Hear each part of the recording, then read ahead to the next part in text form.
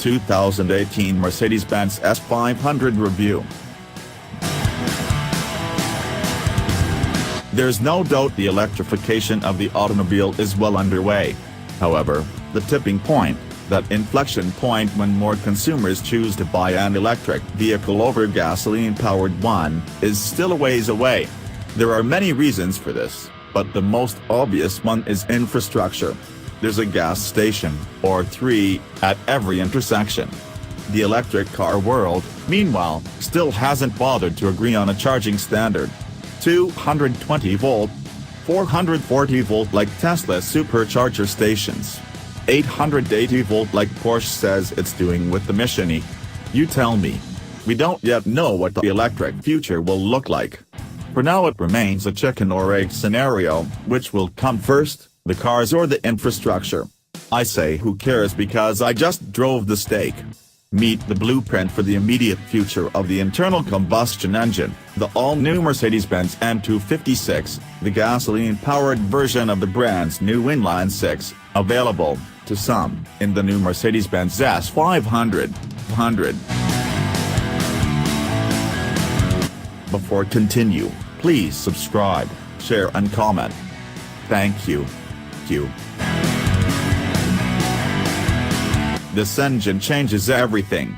Yes, as a certifiable car guy, I'm digging the fact that Mercedes has dumped the fun but unlovable V6 in favor of the layout that served them so well for so many years. Put into Animal Farm terms, inline-six good, V6 bad. Or maybe like this, all 6 cylinders are good, but some are more good than others. However, that's not the big picture. There are no belts.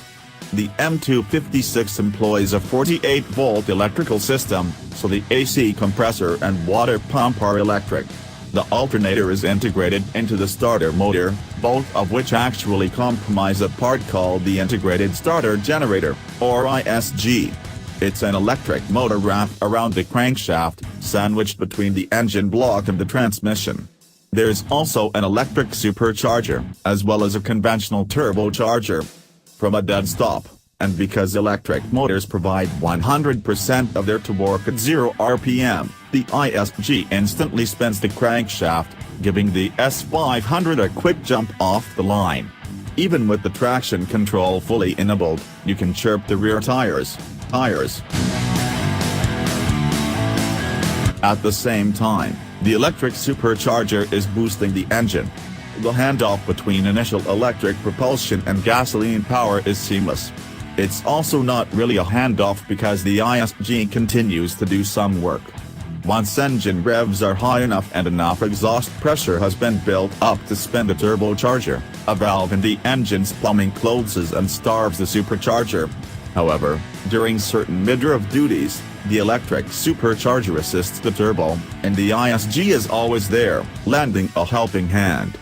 Power is great, especially as this is the non-AMG version, rated at 435 horsepower and 384 pounds-to-foot or torque.